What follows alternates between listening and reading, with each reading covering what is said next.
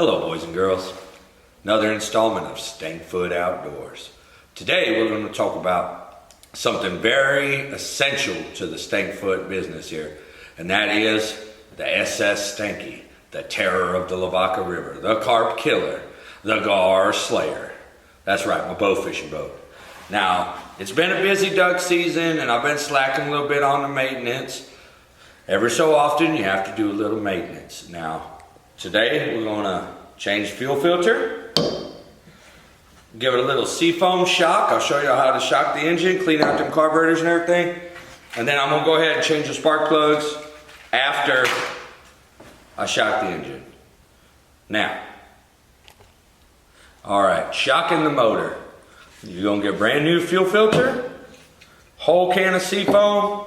And I'll fill that fuel filter all the way up with this seafoam.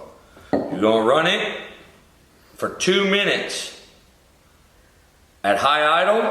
Then you're going to turn it off, let it soak for 10 minutes, and run it again about 15-20, and you'll see all the smoke and carbon and everything comes up. That is what they show on the seafood, or this suggested by Seafoam Manufacturing.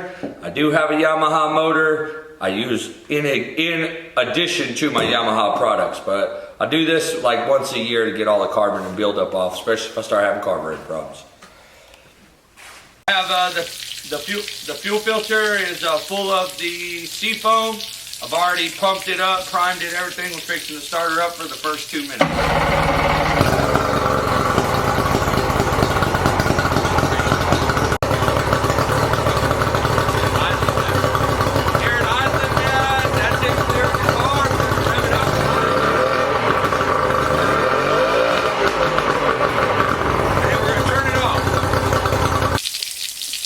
Now this is self-explanatory, but you gotta have the must. At least must, trash can, something. Gotta have water to your engine or you'll blow it up.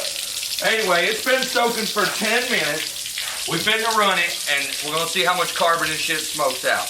Now, it's a good idea to change your lower unit oil and the impeller, but mine's brand new and so is the oil. We're gonna skip that. Just shock treatment, fuel filter, spark plugs after.